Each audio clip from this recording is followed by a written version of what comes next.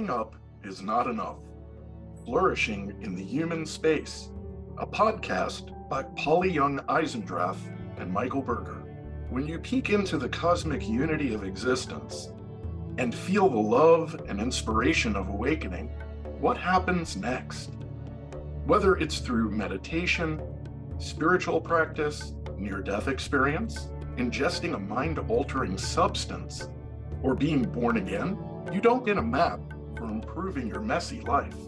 In this podcast, Polly Young-Eisendrath and Michael Berger draw on expertise in science, psychology, adult development, psychedelics, NDEs, dreams, and Buddhist practice in conversations about compassion, resilience, responsibility, kindness, and development after awakening. You will learn how to chart a new path for flourishing in the human space, in which waking up is important, but not enough, and growing up is never finished. Co-hosts Polly Young-Eisendrath and Michael Berger bring different kinds of expertise. Polly is an author, psychologist, Jungian analyst, longtime Zen practitioner, couple therapist, and founder of Dialogue Therapy and Real Dialogue. Michael Berger is an entrepreneur, an expert in psychedelics, a spiritual practitioner of Jewishness, a skeptic, a Real Dialogue specialist, and a filmmaker who is known for his documentary, Improbable Collapse, The Demolition of Our Republic. Polly and Mike will engage with each other and invite a wide array of guests who are accomplished scientists and seekers whose work lies beyond the hegemony of materialism. Ecstasy, bliss, or equanimity. What's your desire? In waking up, people experience and report ecstatic states. Often these states are associated with euphoria, in which feelings of pleasure, ease, and excitement are greatly expanded. Others report bliss, or a feeling of total happiness. And still others report equanimity, or stability of the mind, in experiences of awakening. In this episode, Polly and Mike talk about the kinds and qualities of emotional states that are sought out by practitioners who want to wake up. What are the takeaways from these different states? What are you looking for emotionally in your awakenings? Hi, Mike. Hi, Polly. What are you looking for emotionally in your awakenings? Oneness, bliss, connectedness, a feeling of flow. Would you say that your sort of seeking is, say, more towards the pleasure, euphoric flow side? I know because you've told me, I believe, that you've done ecstatic dance and that you've done various kinds of ecstatic religious experiences. I don't know, but would like to hear if you've done ecstasy, if you've done MDMA, and if you've done it in a club scene or more in a controlled scene. So how about this sort of seeking these pleasurable, sort of flowing states of pleasure, ecstasy? What's that been like for you? In terms of using psychedelics, I set a different intention, usually depending on what's going on in my life, what I'm looking for, whether it's an experience that's wordless, timeless, beyond space-time, oneness, connectedness, or sometimes it's exploring various states of consciousness. Sometimes it is just to have fun and to feel good. You had asked me if I'd ever done MDMA. MDMA, even though it's considered a psychedelic, is really more of what I would describe, or the term would be an empathogen. I've done MDMA 3 different times, and the first time actually was listening to music at a live performance and dancing ecstatically for hours. As a matter of fact, it was the first time I was ever introduced to the band Wookiefoot. Yeah. And I took MDMA before they went on, and wound up dancing in the center of the dance floor during the entire show. And at one point, I opened my eyes, and the lead singer, Mark, had gotten off the stage and was 3 inches from my face. And when I opened my eyes, he had this incredible, loving, knowing smile on his face. And so I think he saw me from the stage and sought me out. So, would you say that you are by nature empathic, or by nature, by your own like nature, not so empathic?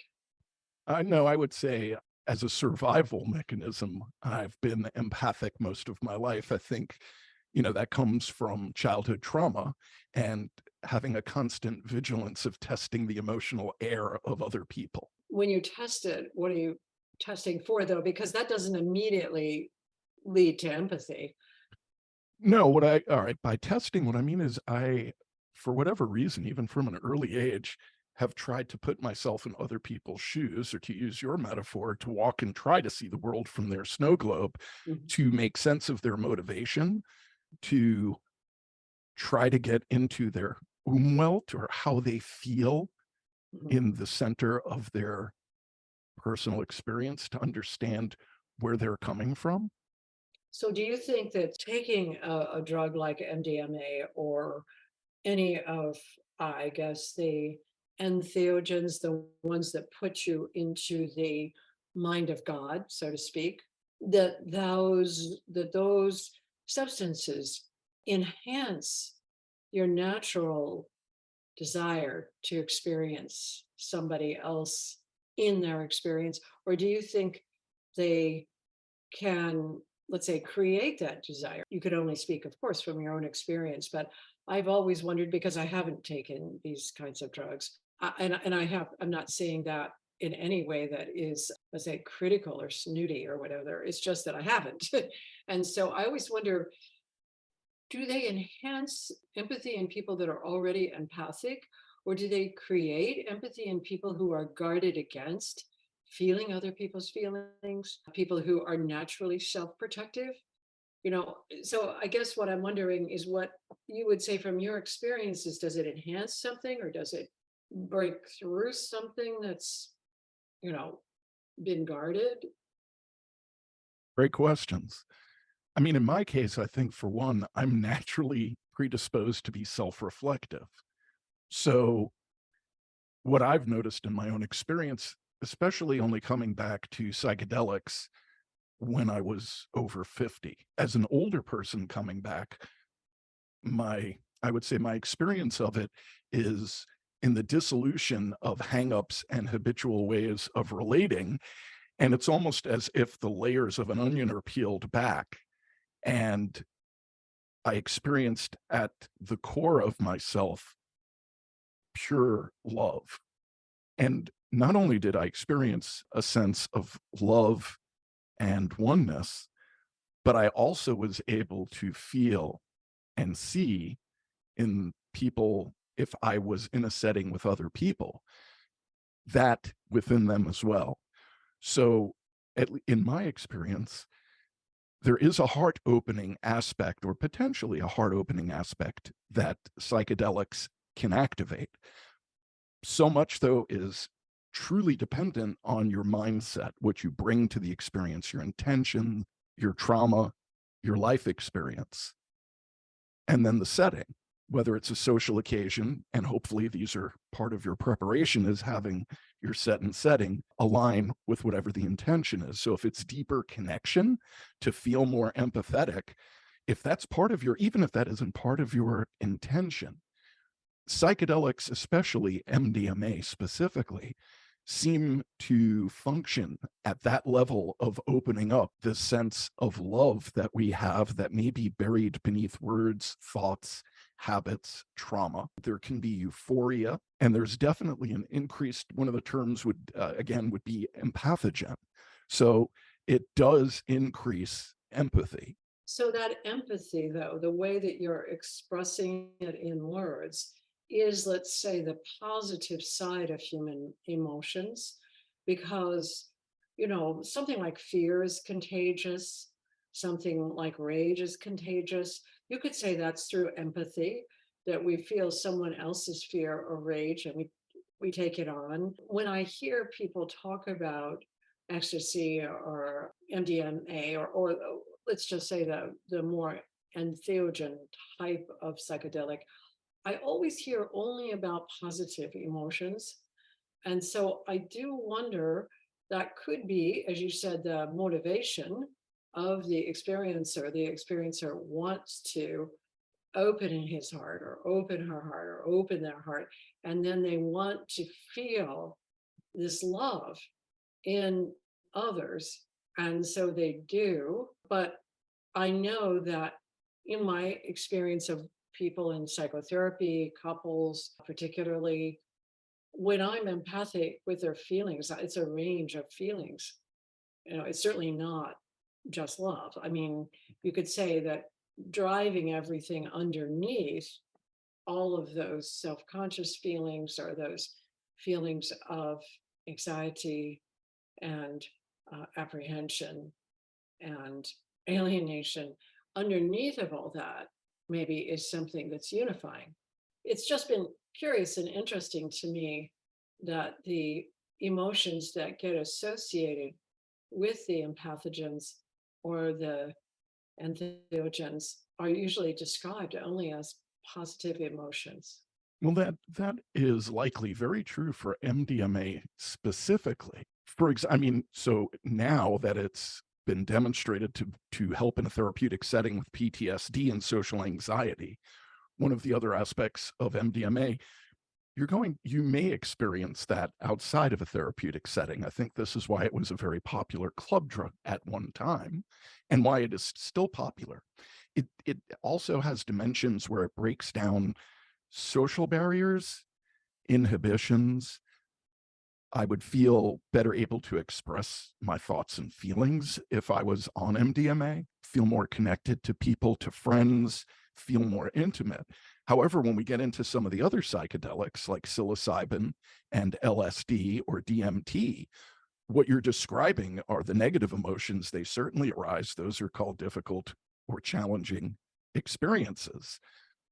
Frequently, people don't want to share those because they don't feel safe sharing it, because it's revealing an aspect of their psyche.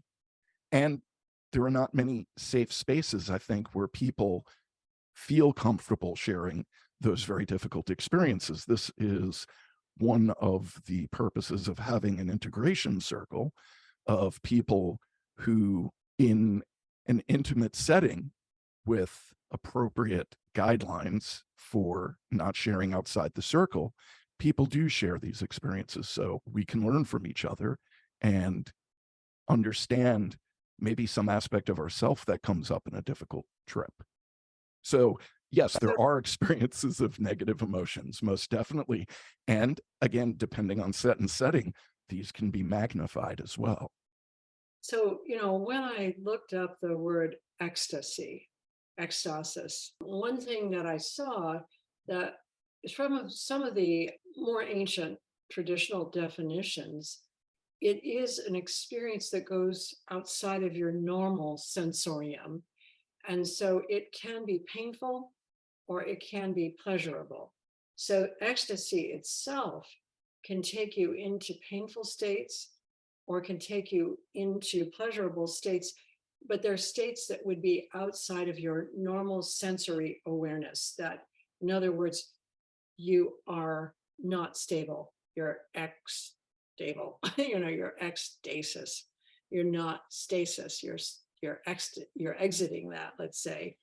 And yet, most people, I think, who do practice ecstatic dance, ecstatic childbirth, I've heard of, ecstatic religions, generally they're seeking to get away from negative experiences, I believe.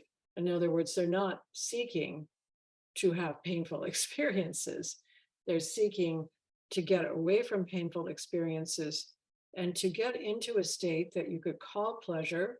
So euphoria is a state where, you're only in pleasure and you are ecstatic, but you're ecstatic in a pleasurable, expansive way so that the contractive emotions are in the background.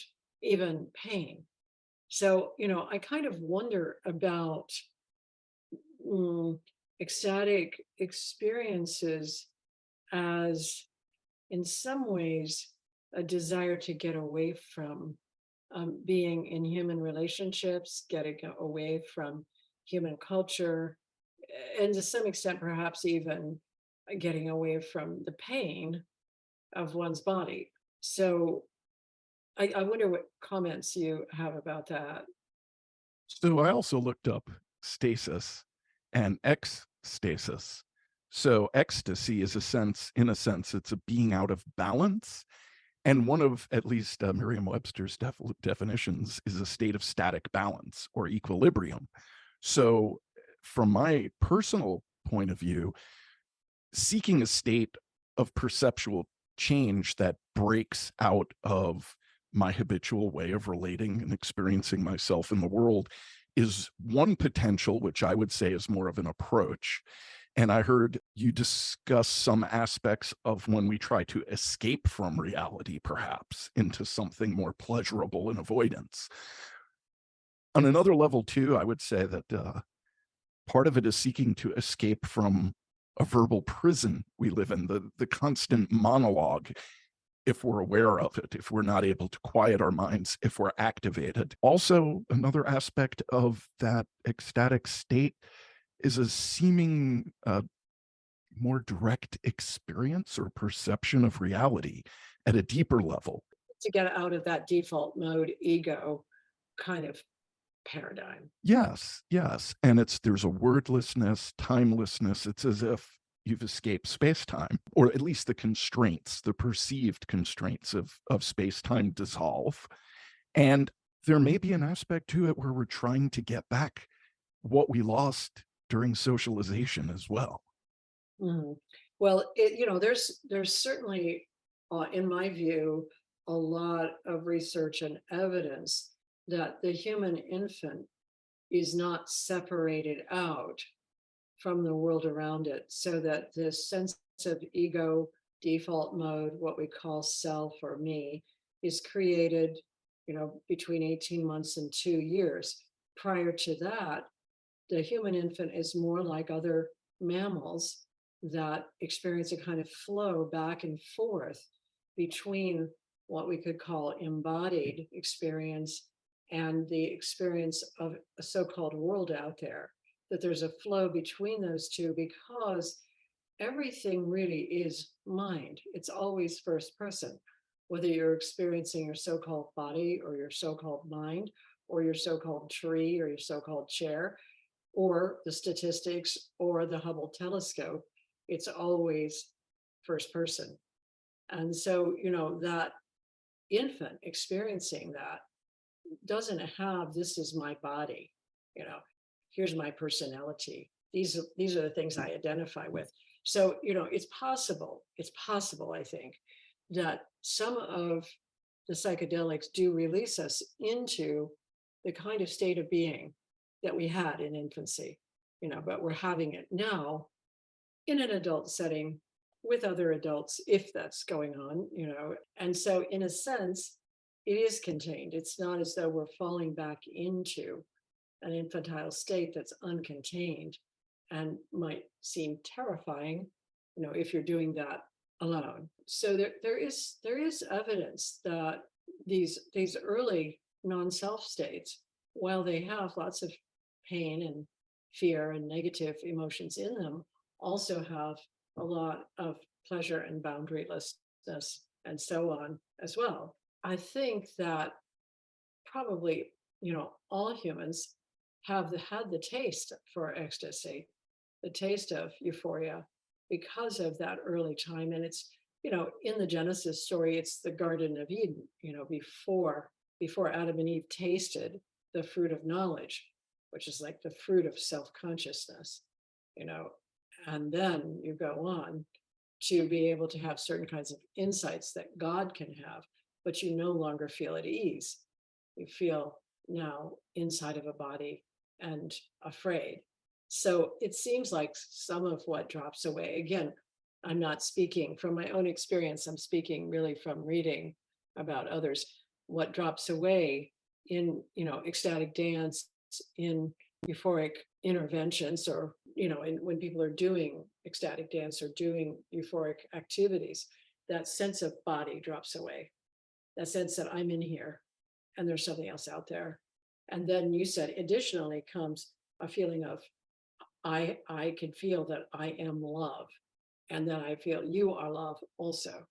So part of what I hear you describing, we're going back to that non-dual state. And in that non-dual state, just as, we also bring this cultural context to what we're discussing about, for example, how we come into being from infancy. And Stan Groff, who did LSD psychotherapy before it was illegal, has mapped out what he called basic perinatal matrices. I guess culturally, there's this reference to being in the womb as uterine bliss, that it's all positive, but that is not the case. Birth is dangerous. It is life-threatening both to the child and the mother. At times it can be, whether you get wrapped in an umbilical cord or a breech birth or types of pregnancies you've mentioned. Or even without that, it's honestly, it's life-threatening to both beings because of the amount of physical exertion and the squeezing, the tightness for everybody. It's a huge amount of exertion. And I think being in the womb probably, I do think that when men imagine it, they imagine it more positively than when women do, because when I was carrying my babies, they were at times really tightly in there, and I could feel how tight it was for them. Also, all of my digestive sounds and activities were going around, going on around them. They're all of the things that were happening in my nervous system were happening for them. I mean, in fact, I do recall being at a heavy rock concert about 6 months pregnant with my first child, and all of the moving and kicking and flipping, I thought must be very unpleasant for this person to be hearing this. It did not feel like an easy time for the baby. But, again, I think there's a tendency to idealize the infancy thing, which I think is a very big mix of stuff. However, I do think the body is not the limit there. It's the break. There's no subject object split. I'm sure some of the ecstasy, some of the sense of being absolutely okay is connected to that early time when we didn't, when we felt really okay. It felt really okay because there wasn't anyone worried about the future. Yeah. Well, it may have felt really okay, and there were times when it felt really not okay and not safe too. That's right. Right. And so to bring it back maybe to the why we seek this experience of wanting some kind of a perceptual shift, we've discussed the desire for pleasure. I've brought up wanting to experience something different, like various altered states of consciousness, whether it's an expanded awareness, heightened sensory awareness. On some psychedelics like ayahuasca, there are anecdotal reports of ESP or mind reading without actually using language at all. In fact, on DMT, which is the active ingredient in ayahuasca, there is a psychedelic comedian named Sean Moss who has a short video on YouTube where he describes an experience of meeting an entity that was jealous of his real life girlfriend, and another friend independent of his smoked DMT without having heard the story and reported to him that, yeah, there's this woman who's really jealous. So, just wanting to experience things that are beyond consensus reality is part of, I think, seeking ecstatic state, whether it's through religion, drugs, dance, all the various methods we have, meditating, fasting, extreme sports. So part maybe also related to escape and getting relief. So there's one thing that I think is important to mention in the mix of the seeking of ecstatic states, which is the falling into ecstatic states. Again, we've talked about seeking versus falling into a lot of times so far in these episodes. So the Buddha, as a kid of about 7, he's supposedly sitting under a tree, watching a farmer dig up the soil and noticing how the insects are all killed as the farmer is digging up the soil to plant the garden. But as the Buddha is watching this, he notices that his mind goes into a state that is so blissful. It is completely pleasurable, but not in the way of a sensual pleasure. It's like a mental stability that is inherently pleasant. And he simply notices that the concentration that he's using to watch this farmer has activated something that happens to him that's very pleasant. So later, much later in his life, when he does learn about meditation and learns how to concentrate his mind when he's also relaxed, he immediately recognizes this was the state of mind he had when he was a child that just happened to him. He fell into it. And this state of mind is generally called equanimity. And it's really quite different from bliss, even though it has a blissful aspect to it.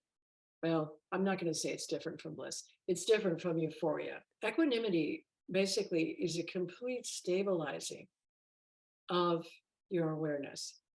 And in that stabilization, you join the vast awareness that is the absolute. That's God, this vast awareness of everything all at once, all together. You can begin to get a taste of it when you fall into equanimity or you cultivate equanimity. So equanimity is that concentration where you're focusing the mind, and at the same time, you're totally relaxed in your body. You're not holding back anything, so that you can encounter pain, you can encounter rage, you could encounter, being blown around by the wind, and it's all okay. There is nothing that's not okay. And that can lead to bliss. That can lead to complete, immovable okayness. And, on the Buddhist path, the Buddha warned against this, and so do other teachers warn against it. Because once you can cultivate this kind of stability and okayness, well, of course, you want to do that all the time because it makes everything okay. However, it will become a detour if you become attached to it. Because as soon as you become attached to it, then you're removing yourself from, let's say, the expansion and contraction of space-time, which is really what you are. You are, I am, space-time. And the expansion and contraction, if we remove ourselves from it too much, then we're just preserving ourselves again. We're just hiding out. We're not joining in to the suffering of the world and working with it. But that state of equanimity is another one of the states that is desired in awakening, because it's blissful. And when you either fall into it by accident, like the Buddha did, you could fall into it through flow experience. Csikszentmihalyi, the guy that talks about, being sort of between anxiety and boredom is this optimal experience. And that's this equanimity. And so rock climbing, chess playing, all different kinds of things that require concentration, art, painting, creating, people fall into this state of equanimity. And they want to stay in there because it's blissful. Time passes, you don't notice it, etc. But it's another one of the states that's connected to awakening that's really quite different from euphoria or ecstasy, but similar. It can become similar because it's pleasurable. It can become a desire to go there, to be in it. that you become attached to. And then that is an obstacle on the path to a larger awakening, which is the joining in with all of the difficulties of the world in order to bring compassion and healing and resilience. You can't stop even at equanimity and bliss, and make it your own. So we're back to one of these slippery topics of consciousness again, that dividing line maybe between the approach and the avoid, escaping from reality or seeking to transcend and go beyond it to relieve the suffering that we may experience in our everyday reality if we don't maybe feel seen or heard, to move into that ecstatic state of oneness and love.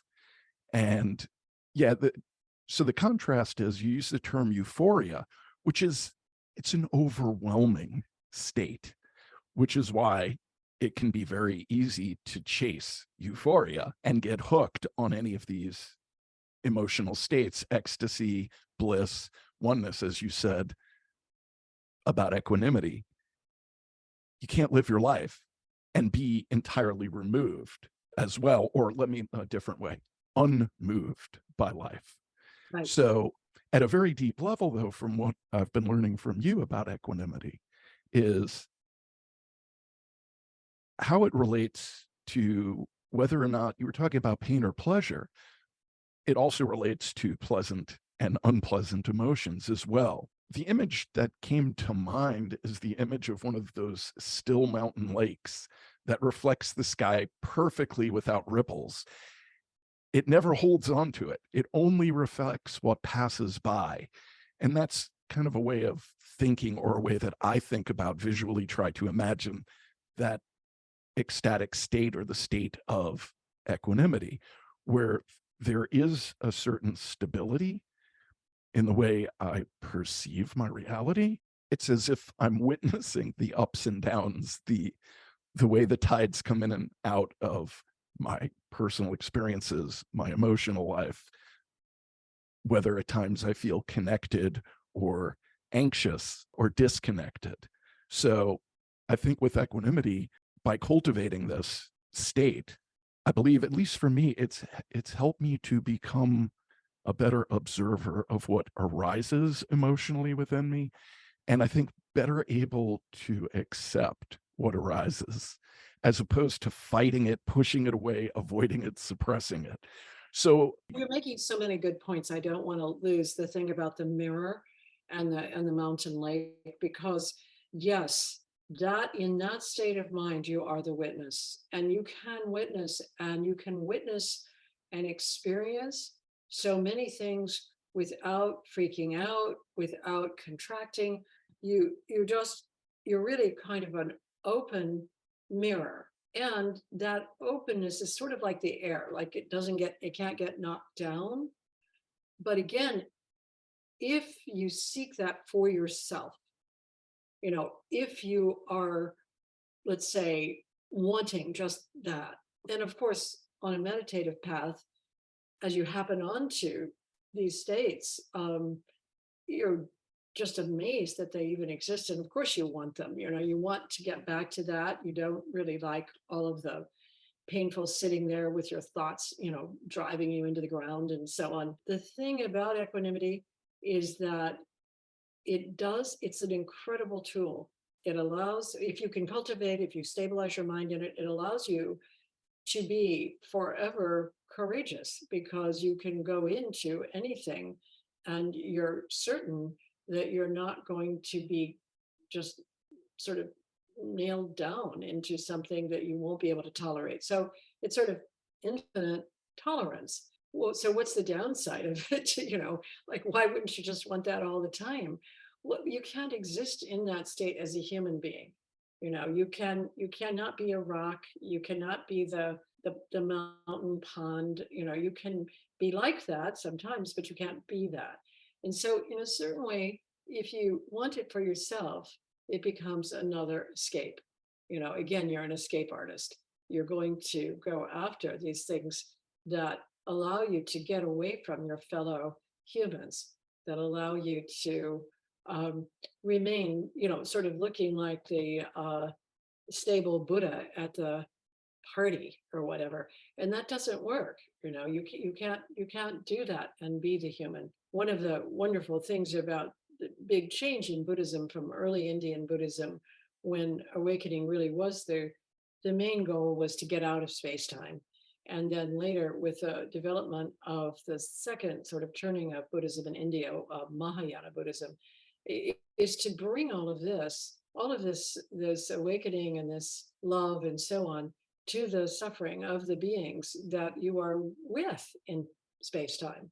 That your job is to get with them and help and notice what's going on. Sort of equanimity becomes a tool, and it's no longer just what is driving you do more and more waking up.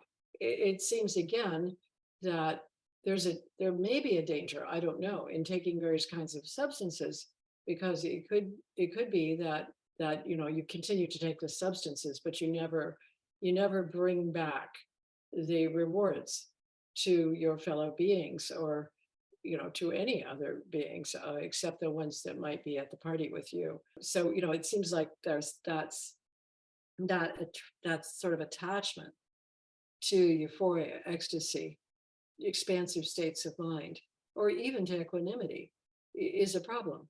So I would like to share a quote I found that I think is related to what you just described. I'm not really sure how to pronounce the name of the author that it's attributed to. He was a Sufi, Yahya bin Muadal Razi. This is on Ram Dass's website about this very issue. And the quote is, "Paradise is the prison of the sage, as the world is the prisoner of the believer." And I do think that a potential pitfall is mistaking the end or the goal for the journey, which is part of what I hear you describing there, that sometimes there's a grasping for this thing to become a state as opposed to something you visit and try to bring back. So I see overlap with intention and integration in psychedelics, which we spoke about.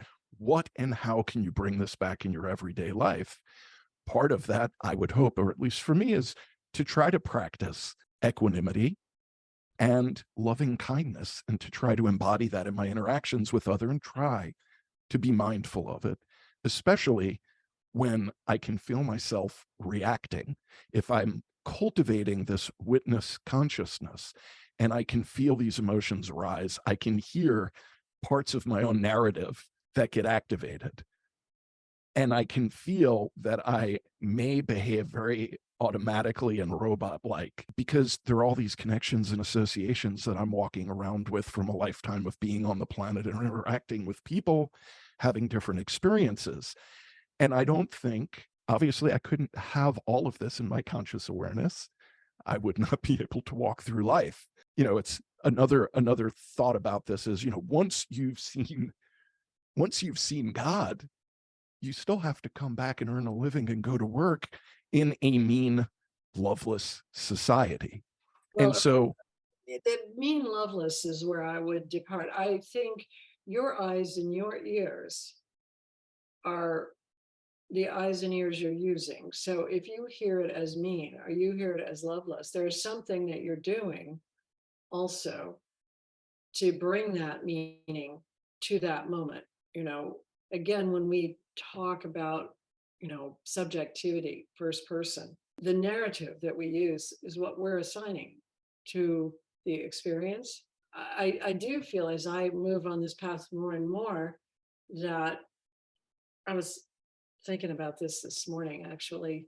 Like, if I could say to somebody very, very simply, what's the simplest thing you could do to wake up? And I know when I did my TED talk, one of the things I said is just take the mirrors down in your house for 2 days. Just be without a mirror. Do not look at yourself in a mirror. Do not look at yourself in any kind of glass. In other words, give it 2 days. It will really change the way you feel. But what I was thinking about this morning was a little different, because it relates to what you're saying. If I wanted to say what would be the quick and easy way to allow your mind the greatest amount of equanimity with all circumstances, no matter who's driving on the road with you, who's sleeping in the bed with you, who's chewing next to you, whatever.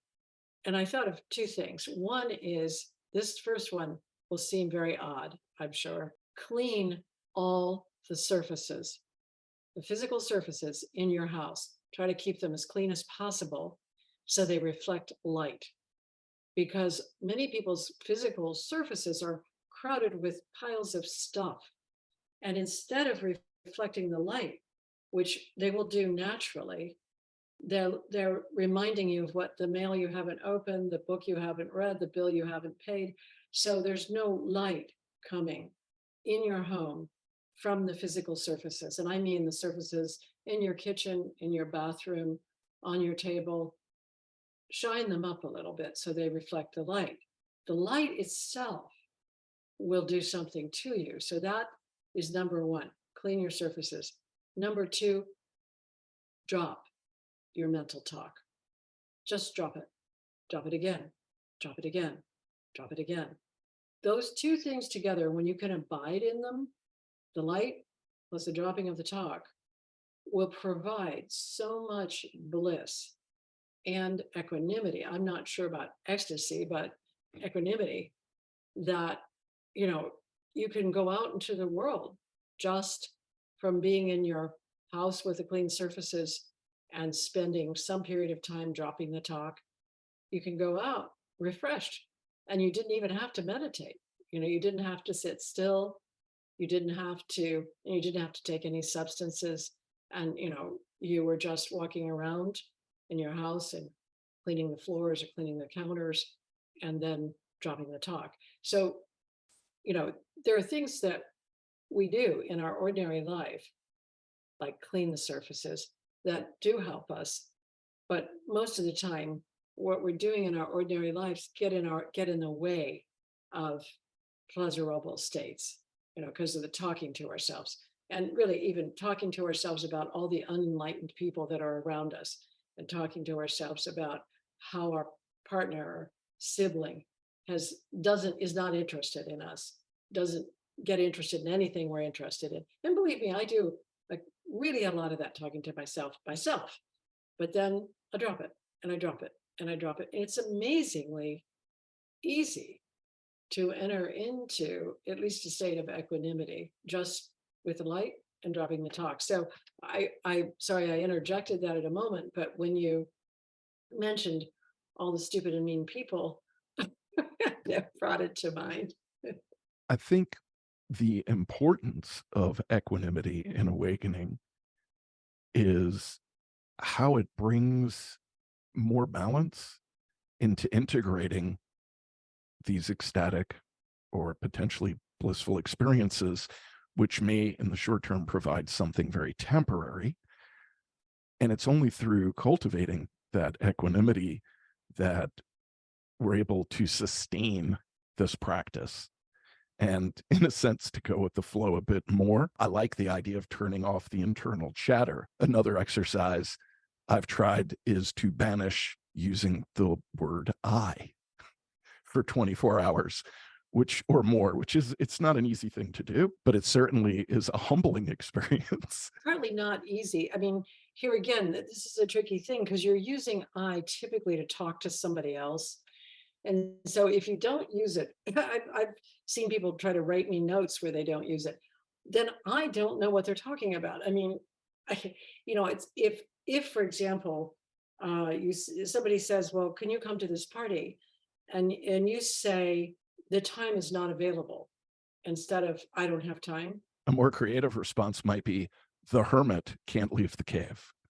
Well, but then the other person doesn't know what you're talking about, because the I refers to your responsibility for your perceptions or your intentions rather than to your ego. It's like the other person is the one receiving that. Where on the other hand, if you don't look at yourself in a mirror for 2 or 3 days, that's you having that experience. The other person isn't having that experience. There are these interpersonal or social aspects to our cultivation, let's say, of equanimity or no self.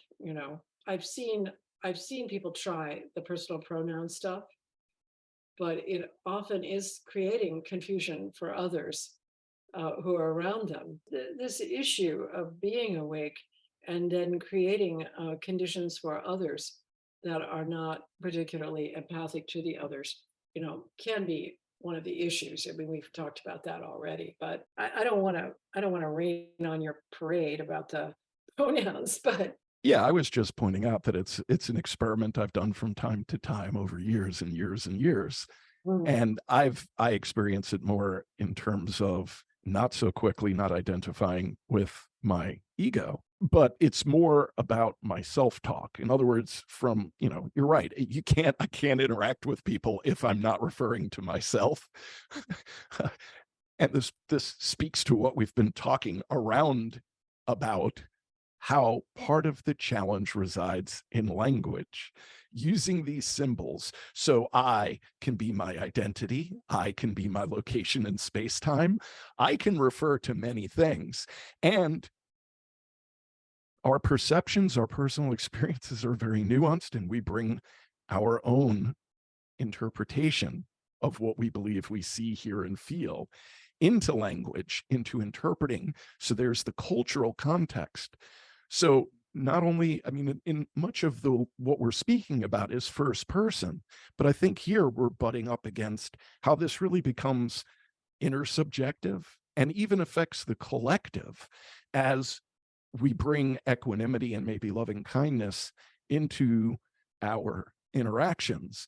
Now we're seeing, well, we may or may not, but I think it's more likely, if we're coming from equanimity and loving kindness, that I will see these ripple out in my interactions, just in the same way as if I look somebody in the eyes and I smile at them, much of the time the response I get is a smile.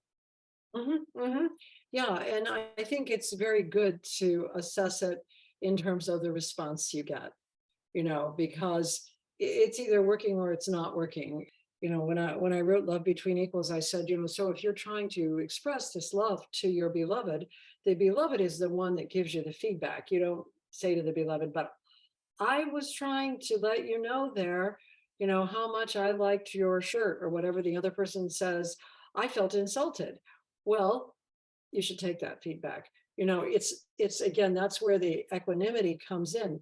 Can you take the feedback that your attempt to be loving didn't work? And of course, even the eye to eye in some cultures, that doesn't work. And there's just a lot of variance in the way humans receive our communications, and that, of course, the way they express. So I know we're coming to the end of this episode, and I wanted to mention that we're going to be entering into new territory in the next several episodes, because we're going to be talking about some of those differences in the way adults function with each other that are non-random differences that have to do with different stages, paradigms of development for adults, the regularity of different windows that we see our reality through. Are you primarily an all or nothing person? Are you primarily a complex, seeing it from many different views person? Are you primarily taking responsibility for yourself? Do you primarily protect yourself from responsibility? We're going to be looking at a map of adult development that will help us, I think, see that even the most enlightened person has a window that they're seeing the results through and expressing them through. Well, that's not a really good way to say it, but I don't know if you want to say anything about that transition. And we're kind of wrapping up our investigation so far of waking up, and we're going to get into growing up. If it's all right with you, I would just like to go back for a moment about why I think cultivating equanimity is really key to what we're talking about. Of course, it's all right with me. I Yeah. accept all of that. As individuals, we can cultivate a balanced and grounded approach to these awakening experiences that can bring about or foster emotional stability, greater or expanded perspective, clarity, and inner peace. And it supports a harmonious integration of awakening insights into everyday life. I think these are some of the keys that help us navigate the challenges and the joys of being human with greater wisdom and greater presence. That's very nice. I like the way you've said that. And it also emphasizes that maybe equanimity is the state of mind that in the end predominates over the euphoria, ecstasy, because it's what we need for the living of life, not the escaping from life, right? This has been a great conversation. In a way, I'm really sad to be leaving our conversations about waking up and entering into conversations that are going to be in some ways, they can seem more technical about growing up and what it means to develop as an adult. But I think our point in doing the podcast is to put together some, let's say, practices, experiences, research that haven't been put together before. And we will take that journey even further as we bring guests on who are the really sort of generators of diverse points of view on what it means to wake up, but also to grow up and be an adult in a way that shows the wisdom through your actions, not through how you feel about yourself or what you say about yourself. And I look forward to our ongoing development. Thank you, Polly. And as they say, I guess, works and acts. That's how it will be known. I also would invite you to share this episode with friends, family, or anyone curious about the complexities of the human mind and the awakening journey. Stay connected with us on social media. And I also would like to just take a moment to announce the upcoming foundational training in real dialogue and dialogue therapy being held in Stowe, Vermont at the Trap Lodge. Session 1 begins November 30th. There are 3 4-day sessions in the next training. Session 1 is November 30th to December 3rd. Session 2 will be February 1st through 4th. And session 3 will be April 18th to the 21st of 2024. For more information, you can go to realdialogue.com, and from the menu, select Foundational Training. All the details are there. If you have any questions about the training or anything in the podcast, you can email me at mike@realdialogue.com. Thank you for listening to Waking Up Is Not Enough. To explore further, go to www.realdialogue.com, where you can download our free app and become a part of our online community. Purchase any course in the Real Dialogue app, and you'll receive an email invitation to our monthly conversation, where Polly and Mike hold an Ask Me Anything monthly on Tuesdays. Waking Up Is Not Enough is produced by Chris Coltrane and is available on all major podcast channels.